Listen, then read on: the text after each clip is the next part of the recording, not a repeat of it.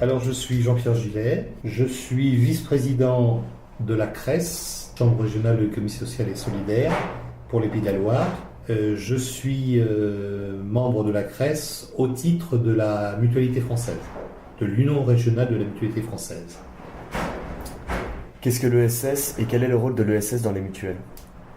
Alors, l'ESS, Économie sociale et solidaire, c'est une économie qui est basée sur la solidarité, sur l'action sociale et qui regroupe les mutuelles, effectivement, l'ensemble des mutuelles, qui regroupe aussi les associations de loi 1901 en particulier, qui regroupe aussi les fondations et qui regroupe aussi les coopératives.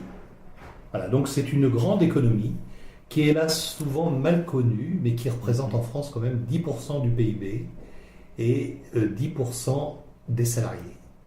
Mais depuis, j'allais dire depuis toujours, parce que l'économie sociale et solidaire, c'est une vieille histoire qui remonte à plusieurs siècles, même si on prend vraiment les origines de l'économie sociale et solidaire, même si on ne l'appelait pas comme ça peut-être à l'époque. Donc, je décrivais l'économie sociale et solidaire.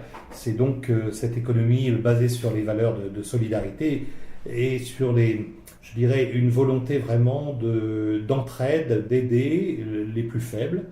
Et les mutuelles font partie de l'économie sociale et solidaire par leurs valeurs basées sur la solidarité, la non-lucrativité, la démocratie aussi. Ça, c'est quelque chose de très important qui définit les mutuelles santé notamment, et la mutualité française que je représente au niveau de l'Union régionale est vraiment sur ces bases-là.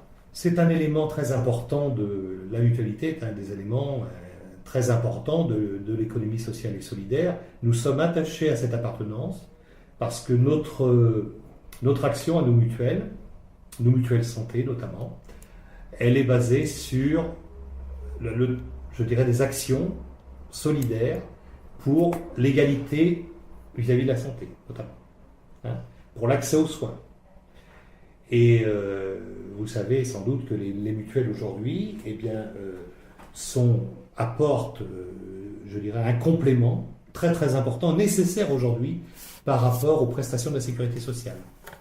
Sans les mutuelles, il n'y a pas véritablement pour nos concitoyens la possibilité d'accéder aux soins. Parce qu'aujourd'hui, quand on regarde ce que rembourse effectivement la sécurité sociale, on est en dessous des 50%, bien souvent, quand on regarde et on connaît très bien notamment la situation de l'optique, notamment du dentaire en France, où la sécurité sociale est très peu engagée et où justement l'apport des mutuelles et des complémentaires est tout à fait nécessaire.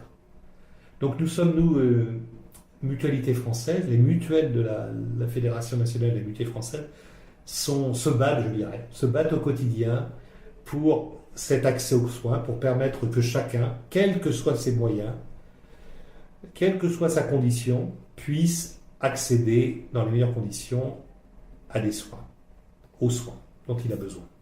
Vous parlez de se battre, Jean-Pierre Gillet. Justement, à propos de se battre, la loi ESS est passée. Qu'est-ce qu'elle change pour les mutuelles? Est-ce que c'est un bon pas en avant pour l'économie sociale et solidaire? Alors, elle vient d'être votée. C'est une loi, on peut dire, historique. Nous l'attendions depuis très longtemps, cette loi sur l'ESS. Finalement, c'est une reconnaissance officielle. Pour autant, il faut maintenant, bien sûr, la faire vivre, cette loi, et être vigilant sur ses applications. Alors, pour les mutuelles, c'est un pas en avant important, mais nous mutuelles, qui sommes je dirais, membres de l'économie sociale et solidaire, des membres historiques de l'économie sociale et solidaire par nos statuts, par nos valeurs, nous allons être excessivement vigilants sur la possibilité que vont avoir maintenant les entreprises dites à caractère social d'être labellisées économie sociale et solidaire.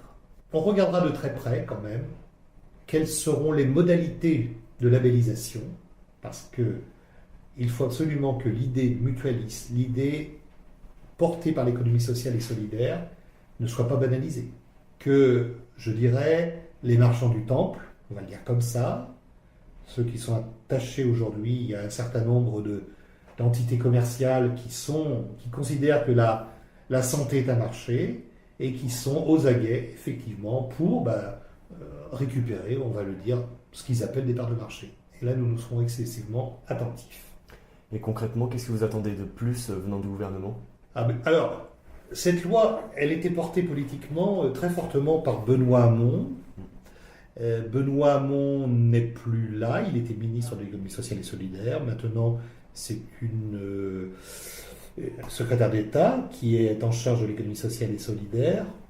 Bon, on ne va pas faire de procès d'intention, mais on attend vraiment, je dirais, que les promesses qui étaient affichées, qui sont affichées même dans la loi, soient tenues. C'est-à-dire que, notamment, il y a des possibilités financières qui seront normalement, qui sont inscrites dans la loi, qui seront davantage disponibles à l'économie sociale et solidaire, si on regarde bien la loi, avec notamment la Banque publique d'investissement. Les décisions du gouvernement permettront de mettre une labellisation en place qui soit véritablement respectueuse des valeurs de l'économie sociale et solidaire.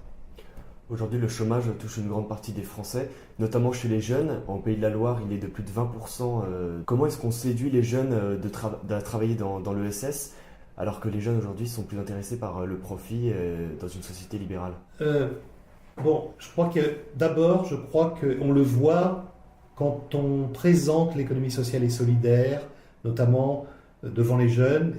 C'est une économie qui est mal connue. C'est dommage. Elle mériterait d'être davantage expliquée. Et lorsqu'on en parle, elle séduit. Elle n'est pas en contradiction avec les valeurs aujourd'hui portées par les jeunes sur notamment un certain nombre d'actions de solidarité.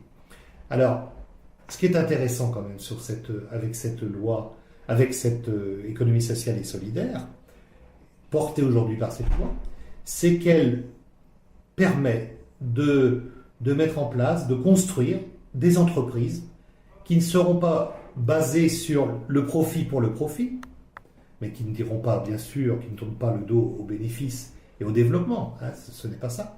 Mais ce qui est intéressant, c'est la possibilité de construire une entreprise, je dirais, sur des valeurs de progrès. Et là, aujourd'hui, il y a des possibilités dans l'économie sociale et solidaire d'innovation.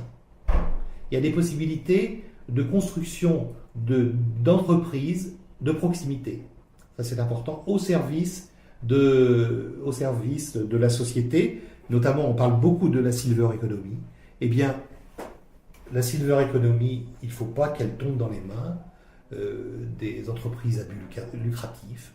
Il faut absolument que l'économie sociale et solidaire prenne sa part, qu'elle joue complètement ce rôle où, je dirais, une plus-value sociale importante est attendue. Est-ce si différent aujourd'hui de travailler dans l'économie sociale et solidaire par rapport à des entreprises privées à but lucratif ? Alors, c'est quand même, je dirais, c'est une entreprise, l'économie sociale et solidaire, qui doit être une entreprise où il y a un certain nombre de valeurs qui doivent être respectées, notamment vis-à-vis des salariés. Et vous avez sans doute entendu parler de la responsabilité sociétale des entreprises. L'économie sociale et solidaire, naturellement, elle est portée vers la responsabilité sociétale des entreprises. Et la responsabilité sociétale des entreprises, eh bien, elle a, je dirais, des parties prenantes, que sont les clients, les partenaires, les fournisseurs, les dirigeants, éventuellement les élus, mais les salariés aussi. Et dans la responsabilité sociétale des entreprises, dans cette démarche, eh bien, il y a normalement une volonté qui doit être prise en compte, une volonté de donner aux salariés dans l'entreprise une autre place. On est un peu dans si vous voulez, d'une responsabilité partagée, une démocratie sociale en quelque sorte qui peut se développer dans les entreprises. Mais ça ne veut pas dire que tout soit rose dans les entreprises de l'économie sociale et qu'il n'y a pas de problème. Une entreprise de l'économie sociale, c'est une entreprise entièrement à part, comme on dit, parce qu'elle est Elle est sur un champ particulier, mais à part entière aussi. C'est une entreprise à part entière qui doit remplir des objectifs, qui doit s'inscrire dans un développement, si possible durable. Mais dans une entreprise de l'économie sociale, il peut y avoir des difficultés sociales et les syndicats ont leur rôle à jouer, y compris dans les entreprises de l'économie sociale. Justement, on parle de difficultés. Il y a un côté humain très prononcé, et c'est aussi le premier argument de vente, si je peux me permettre, de l'ESS. Pourtant, les associations, par exemple, ont du mal aujourd'hui à recevoir des subventions et même à les augmenter, à financer leurs salariés.